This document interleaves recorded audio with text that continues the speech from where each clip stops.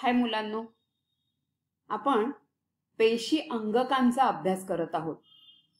आतापर्यंत आपण केंद्रक, आंतरद्रव्य जालिका आणि गॉल्गी काय किंवा गॉल्गी संकुल या 3 अंगकांचा अभ्यास केलेला आहे. या भागामध्ये आपण लयकारिका आणि तंतुकणिका या अंगकांचा अभ्यास करणार आहोत. ही आहे लयकारिका. पेशीमध्ये अशा अनेक लयकारिका असतात. हे एका पटलाने वेष्टित असे कोश आहेत. म्हणजे काय? तर साधारण पाणी भरलेल्या फुग्याची तुम्ही कल्पना करा.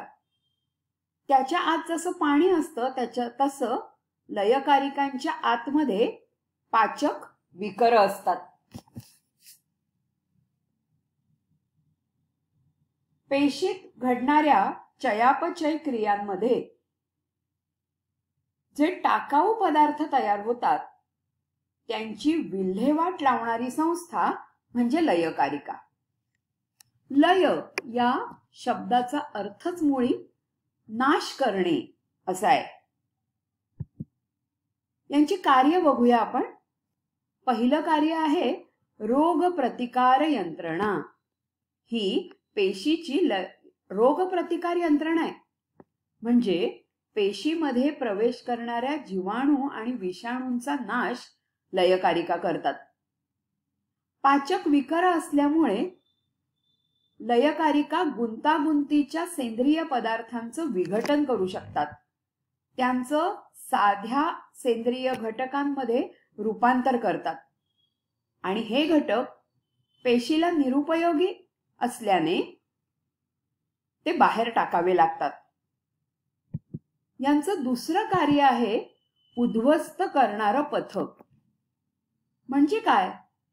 तर पेशी जसजशी जुनी होत जाते तसतसं त्यातल्या पेशी अंगकांना सुद्धा कमजोरपणा येतो. त्यांची क्षमता कमी होते. ती पेशी अंगक पण जुनी होतात. त्यांचं कार्य पुरेशा क्षमतेने ते करू शकत नाही. त्यामुळे अशा जीर्ण आणि कमजोर पेशी अंगकांना लयकारिका उद्ध्वस्त करतात. म्हणजे त्यांचं पचन करतात आणि हा कार्बनी कचरा बाहेर टाकला जातो.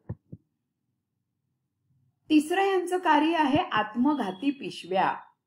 आत्मघात म्हणजे स्वतःचाच नाश. म्हणजे काय? तर पेशी जीर्ण होते आणि पेशी कार्य करेनाशी होते त्यावेळेला या लयकारिका फुटतात आणि त्यातली विकर पेशीचंच पचन घडवून आणतात.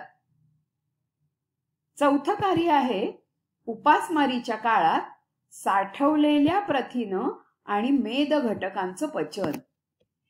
ज्या वेळेला पेशीला पुरेसं अन्न मिळत नाही त्यावेळेला अशा विपरीत परिस्थितीमध्ये पेशीमध्ये साठवलेली प्रथिनं आणि साठवलेले मेद घटक यांचं पचन लयकारिका करतात आणि त्यामुळे अशा कठीण परिस्थितीतही पेशी तग धरून राहते. त्यामुळे एका अर्थाने संरक्षणाचं, कचरा नाहीसा करण्याचं महत्वाचं कार्य लयकारिका करतात. या पेशी अंगकाचं नाव आहे तंतुकणिका. याही अशा लांबट गोल आकाराच्या असतात. अशी अनेक पेशी अंगक पेशी द्रवामध्ये विखुरलेली दिसतात. तंतुकणिकांची संख्या सुद्धा 2पेक्षा जास्त असू शकते. यांचं स्वरूप कसं आहे बघा. हे दुहेरी आवरणाने बनलेले कोश आहेत. यातलं बाहेरील आवरण सच्छिद्र तर आतलं आवरण घड्यांनी बनलेलं आहे. हे इथे आपल्याला जे जांभळट गुलाबी रंगाचे भाग दिसत आहेत ते आतल्या पटलाला पडलेल्या घड्या आहेत. यांना म्हणतात शिखा आणि यामुळे आतल्या पटलाचं क्षेत्रफळ कित्येक पटीने वाढतं. याच्या आतमध्ये जेली सारखा द्रव पदार्थ असतो. त्यामध्ये रायबोझोम, फॉस्फेट कण आणि डीएनएचे रेणू असतात. डीएनए म्हणजे डिऑक्सी रायबो न्यूक्लिक आम्ल. या डीएनए मुळे ह्या तंतुकणिका प्रथिन संश्लेषण, प्रथिनांची निर्मिती करू शकतात. त्याचबरोबर त्या स्वतःची प्रत बनवू शकतात. म्हणजे पेशी विभाजनाच्या वेळेला जशी पेशीची दुसरी प्रत तयार होते, तसं पेशीच्या आतमध्ये तंतुकणिकांची संख्या वाढवण्यासाठी प्रत्येक तंतुकणिकेमध्ये ही क्षमता असते की ती स्वतः सारखीच दुसरी तंतुकणिका निर्माण करू शकते. तंतुकणिका हे पेशीतलं महत्वाचं अंगक आहे. याची कार्य बघूया. पेशीतली कर्बोदक, मेद यांचं विकराच्या साहाय्याने ऑक्सिडीकरण करून ऊर्जा मुक्त करणे हे तंतुकणिकेचं कार्य आहे. कोणतीही ऊर्जा निर्मितीची क्रिया ही ऑक्सिडीकरणाची क्रिया असते. या अन्नाचं, कर्बोदक, मेद स्वरूपातल्या अन्नाचं ऑक्सिजनशी संयोग होऊन ऑक्सिडीकरण झालं की ऊर्जा मुक्त होते. यासाठीची विकर तंतुकणिकेमध्ये साठवलेली असतात.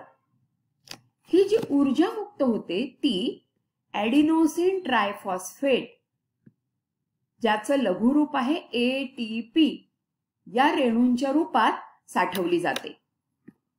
पेशीला जेव्हा ऊर्जेची गरज असते त्यावेळेला ही संयुग ऊर्जा पुरवतात आणि ATPचं ADP म्हणजे ॲडिनोसिन डायफॉस्फेट मध्ये रूपांतर होतं.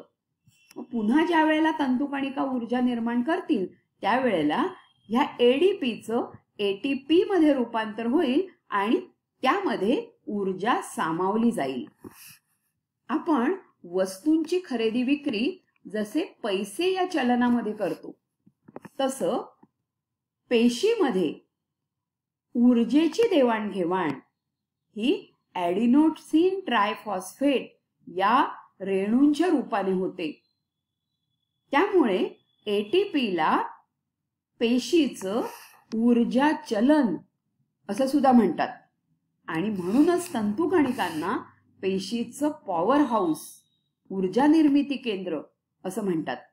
एखाद्या शहरामध्ये वीज निर्मिती केंद्राला, वीज वितरण केंद्राला जे महत्व आहे तेच पेशीमध्ये तंतुकणिकेला आहे.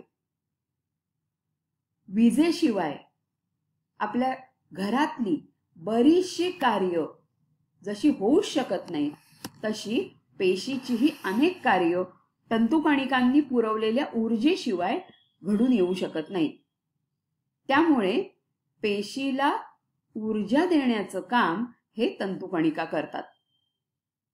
या ऊर्जेचा वापर करून तंतुकणिका स्वतःसाठी प्रथिन, कर्बोदक आणि मेद यांचं संश्लेषण करतात.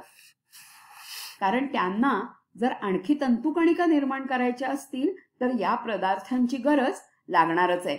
पण त्या पदार्थांसाठी त्या पेशीवर अवलंबून नसतात, तर त्या पदार्थांचं संश्लेषण त्या स्वतःच करतात. हे तंतुकणिकेचं कार्य लक्षात घेतल्यानंतर विचार करा की वनस्पती पेशीच्या तुलनेने प्राणी पेशीत तंतुकणिकांची संख्या जास्त असेल का कमी?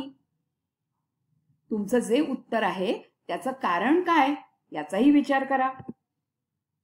आपल्या शरीरात अशा काही पेशी असतात की ज्यांच्यात तंतुकणिकाच नसतात. असं का असेल? विचार करा, म्हणजे तंतुकणिकांचं कार्य तुम्हाला अधिक उत्तम रीतीने समजून येईल.